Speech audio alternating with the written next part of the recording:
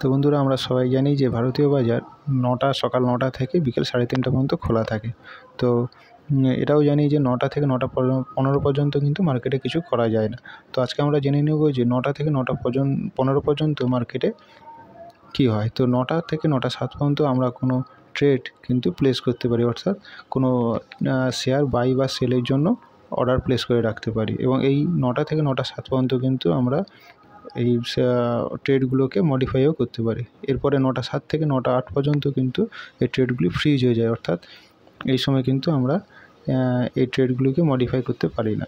এরপরে 9:08 থেকে 9:12 পর্যন্ত 9:12 মিনিট পর্যন্ত কিন্তু শেয়ারগুলি কী হয়, অ্যাডজাস্টমেন্ট হয়, অর্থাৎ বায়ারের জন্য সেলারকে খোঁজা হয় এবং সেলারের জন্য বায়ারকে খোঁজা হয়, এবং তারপরে 9:12 থেকে 9:15 মিনিটে এগুলো অ্যাডজাস্ট হয়ে যায়।